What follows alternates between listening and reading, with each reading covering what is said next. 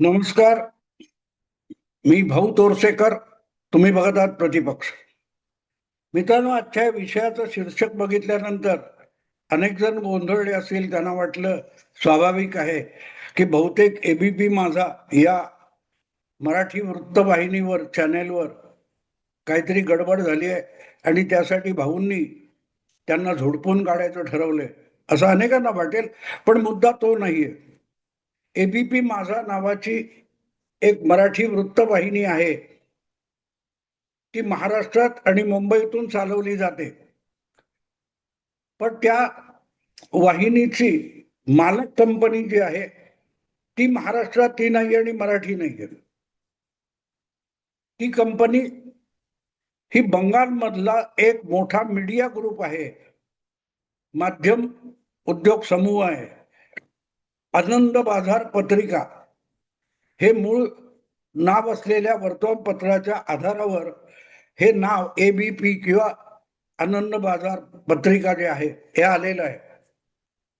आणि मूलतः त्यांचं स्वरूप किंवा उगम हा बंगालमध्ये आहे. आणि अशा वाहिनीने देशाच्या खूप सुरुवातीपासून देशाच्या टेलिव्हिजन पत्रकारितेमध्ये फार मोठी झेप घेतलेली आहे. स्टार माझा नावाचा पहिला चॅनेल होता, तेव्हा तो एका आंतरराष्ट्रीय कंपनी बरोबर केलेला संयुक्त प्रयोग होता. नंतर स्टार ही कंपनी वेगळी झाली आणि एबीपीने आपल्या भारतातल्या सगळ्या याच्यासाठी एबीपी हे नाव घेतलं. आणि त्याचा जो स्टार माझा किंवा एबीपी माझा हा चॅनेल आहे, त्याचं एक ब्रीदवाक्य आहे, उघडा डोळे बघा नीट. तर मी टिंगल करण्यासाठी हा विषय आज घेतलेला नाही किंवा टीका करण्यासाठी सुद्धा घेतलेला नाही. अनेकदा आपण जे शब्द बोलतो वापरतो ते आपल्याला कळत सुद्धा नाहीत आणि कळलेले सुद्धा नसतात. आणि तरीही सरसकट त्याचा वापर आपण कसा करतो याचं उदाहरण म्हणून ते एबीपी माझाचं ब्रीदवाक्य हे मी इथे घेतलेलं आहे. कारण आज सकाळी म्हणजे 5 मे रोजी सकाळी मी जरा उशिरा उठल्यानंतर चहा वगैरे घेऊन मी युट्यूब आणि इतर बातम्या चालवत होतो इंटरनेटवर. तेव्हा एक बातमी माझ्या समोर आली आणि मला धक्का बसला की खरोखरच एबीपी हा ग्रुप हा बंगालमधला आहे का, ज्या बंगाली अस्मितेसाठी बंगालचे सगळे विविध क्षेत्रातले लोक हिरिरीने लढत असतात. एबीपी ग्रुप त्यापैकीच एक आहे. पण खरोखरच ते बंगालमध्ये असतात का? बंगालमधलं जनमानस त्यांना कळतं का? हा प्रश्न मला पडला आणि म्हणून मी ते शीर्षक घेतलंय, उघडा डोळे बघा नीट. आणि मी विनाविलंब एबीपी माझ्यावर काम करणाऱ्या एका माझ्या परिचित, चांगल्या परिचित ज्येष्ठ पत्रकाराला फोन करून सांगितलं, हा एक एक बातमी आता आली आहे, ती जरा शोधून बघ. मग अख्खा बंगालमध्ये इतका धक्कादायक निकाल का लागलाय याचं उत्तर त्या एका बातमीमध्ये. 4 मे रोजी जे काही मतमोजणी झाली 5 विधानसभांची, 4 राज्य आणि 1 केंद्रशासित प्रदेश, त्यामध्ये जे काही निकाल आले त्याचं विवेचन, विश्लेषण, पोस्टमार्टम सध्या चालू आहे. आणि कोणालाही कळत नाही की बंगालमध्ये इतका मोठा चमत्कार कसा घडला. आणि प्रामुख्याने माझ्यासारखा माणूस जो इथे नव्या मुंबईत आपल्या घरात कोंडलेल्या कैद्यासारखा बसलेला आहे, मठातल्या बाबासारखा बसलेला आहे. आणि मी जर इथे बसून कुठलाही ओपिनियन पोल न घेता, कुठलीही शोधाशोध न करता आणि बंगालला न जाता सुद्धा 200 जागाच्या आसपास भाजप जाऊ शकते आणि ममता दिदी 100च्या खाली अडकू शकते असं राजकीय भाकीत करतो आणि ते बरोबर निघतं. पण प्रत्यक्ष ओपिनियन पोल करणारे, तिथे हिंडणारे फिरणारे, ग्राउंड रिपोर्ट करणारे धडधडीत चुकीचे ठरतात. तर का ठरतात हा मला ऐकणाऱ्या अनेकांना पडलेला प्रश्न आहे. कारण मी मराठी बरोबर हिंदीत पण व्हिडिओ करत असतो. शिवाय वेगवेगळे हिंदी ट्यूबर्स 15 एक आहेत, त्यांच्या बरोबर मी पॉडकास्टमध्ये सहभागी होत असतो. आणि या सगळीकडे गेल्या 3 महिन्यापासून ममता दिदी बंगालमध्ये हरणार हे मी घसा कोरडा करून सांगत होतो. आणि हा निष्कर्षाप्रती यायला मी बंगालला गेलेला नव्हतो. मी कुठच्याही सर्वे एजन्सीची मदत घेतलेली नव्हती. पण ज्या बातम्या मी ऐकत होतो किंवा युट्यूबच्या माध्यमातून अनेक व्हिडिओ व्हिज्युअल्स बघत होतो, ते बघून जो काही निष्कर्ष मी काढला होता त्याप्रमाणे निकाल लागले. मग गंमत अशी आहे की तो व्हिडिओ बनवणारे, तिथे जाऊन ते रिपोर्टिंग करणारे, कॅमेरा घेऊन जाणारे, पत्रकार म्हणून प्रश्न विचारणारे किंवा त्यावर विवेचन करणारे, यापैकी सगळ्यांना असं काय दिसत नव्हतं की जणू काय दिव्य दृष्टी असलेल्या भाऊ तोरशेकरला दिसलं, असा अनेकांना प्रश्न पडलेला आहे. कारण अंदाज माझा बरोबर आला. पण मी परत एकदा सांगतो, तो अंदाज होता. आणि त्याचं सगळ्यात मोठं कारण, ते सत्य मी बघू शकत होतो. कारण अँकर किंवा पत्रकार किंवा राजकीय अभ्यासक जी बकवास करत होते, ते मी अजिबात ऐकत नव्हतो. ते ज्या बंगाली जनतेसमोर बाई, बाबा, पोरं, तरुण, कष्टकरी कुठल्याही बंगाली माणसाशी जेव्हा हे पत्रकार संवाद साधत होते, त्याला प्रश्न विचारत होते, त्याची उत्तरं घेत होते, ते रेकॉर्ड करत होते, हे जे काही मला बघायला मिळत होतं, तेव्हा मी त्याविषयी बातमी देणाऱ्या पत्रकाराचं, रिपोर्टरचं अजिबात ऐकत नव्हतो.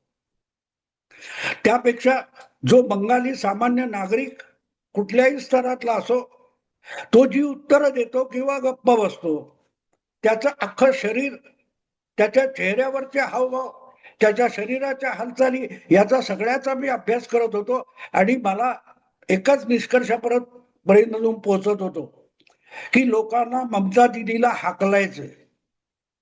बंगालमध्ये 15 वर्ष मुख्यमंत्री असलेल्या ममता दिदीला सत्तेवरून बाहेर काढायचं नव्हे, हाकलून लावायचं. हेच बंगालच्या मतदाराने ठरवलेलं आहे. हे मी ते सगळे व्हिज्युअल बघून माझ्या मनात आलेलं होतं आणि मी बोलून दाखवत होतो, लपवत नव्हतो. इतरांना दिसत असेल आणि कदाचित त्यांनी लपवलं असेल किंवा त्यांनी डोळे उघडले नसतील आणि ऐकलं सुद्धा नीट नसेल. मुद्दा इतकाच आहे की आज हा विषय मी एवढ्यासाठी बोलतोय की सकाळी उठल्यानंतर एक बातमी मला अशी धक्कादायक बघायला मिळाली की ती बातमी बघितल्यानंतर मी पण सर्द झालो होतो. कारण काल निकाल लागल्यानंतर, ममता दिदीचा पराभव झाल्यानंतर अनेक उत्साही हिंदुत्ववादी भाजपवाले सांगत होते की बंगालला 1947 साली नाही, 2026 मध्ये स्वातंत्र्य मिळालं. बंगाल पहिल्यांदा मुक्त झाला. गुलामगिरीतून बंगालची आत्ता आत्ता आजच्या निकालांनी मुक्तता केली. हे मी ऐकत होतो तेव्हा मला सुद्धा मनातल्या मनात त्याला बालिशपणा वाटत होता. मी हसत होतो. पण आज सकाळी जी बातमी बघितली तेव्हा मला असं बोलणाऱ्यांच्या भाषेचा अर्थ कळला. मला तो काल कळला नव्हता, आज कळला. हे मी पण कबूल करतो. सहानुभूती वगैरे बोलायला शब्द सोपे असतात, पण सहानुभूती म्हणजे अनुभूती. समोरचा माणूस जे बोलत असतो त्याची अनुभूती तुम्हाला त्या वेळेला येत असेल तर त्याला सहानुभूती म्हणतात. सहानुभूती हा शब्द नाहीये. त्या समोरच्या माणसाच्या वेदना आणि संवेदना या तुम्हाला जाणवत असतील तर त्याला सहवेदना, काय ती सहमती वगैरे वगैरे म्हणतात, सहानुभूती म्हणतात.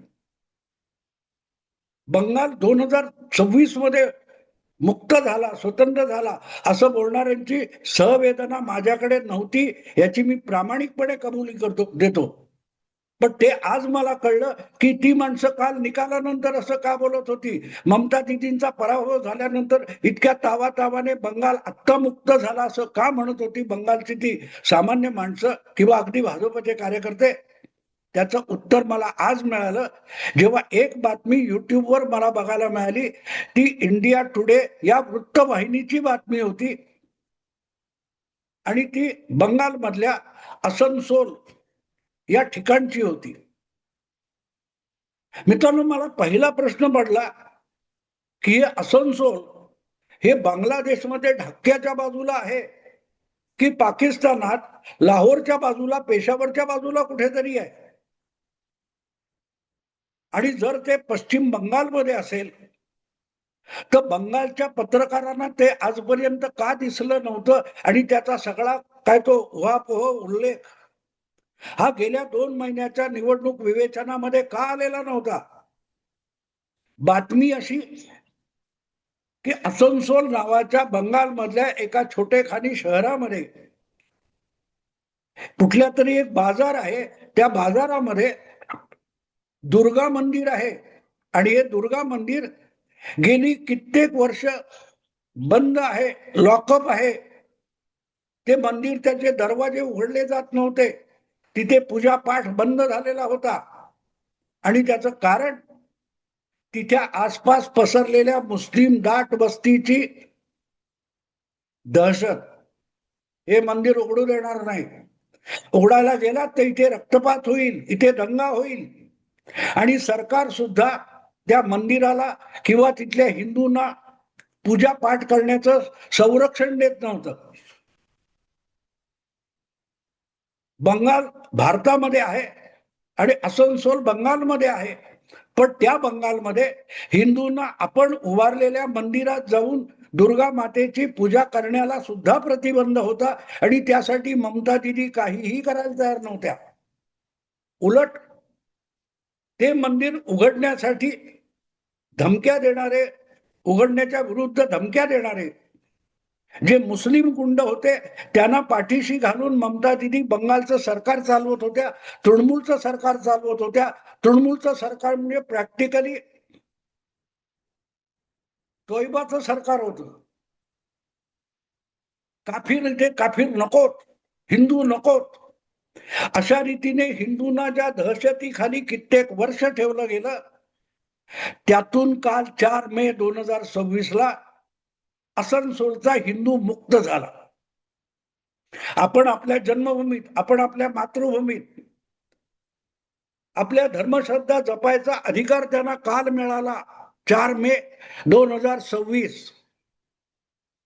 आणि असनसोल मध्ये कित्येक वर्ष हिंदूंनी उभारलेलं आपलंच मंदिर जे आहे, जिथे पूर्वापार पूजापाठ चालू होता, तो पूजापाठ बंद होता आणि त्याविषयी हिंदूंच्या मनात राग खदखदतो आहे. याचा मागणूस, याचा सुगावा जर बंगालच्या पत्रकारांना, अगदी हिंदू पत्रकारांना आणि एबीपीच्या पत्रकारांना नसेल तर ते पत्रकार नाहीत, ती माणसं नाहीत, ती संवेदनाशील माणसं नाहीत, इतकाच अर्थ त्याचा निघतो. आणि मग यापैकी कोणी, ममताचं सरकार, वेगवेगळे पत्रकार, मीडिया, यापैकी कोणही जर बंगालच्या हिंदूंच्या सुरक्षेसाठी पुढे येणार नसतील तर आपण आपलं स्वातंत्र्य आणि श्रद्धा जपण्यासाठी हे सरकार उलथून पाडलं पाहिजे. ममता दिदीचं सरकार उलथून पाडलं पाहिजे. कुठल्याही मार्गाने ममता दिदी किंवा तिच्या पद्धतीच्या सेक्युलर विचारांचं सरकार बंगालमध्ये येता कामा नये. यासाठी जर बंगालचा हिंदू प्रवृत्त झाला असेल तर नवल नव्हतं मित्रांनो.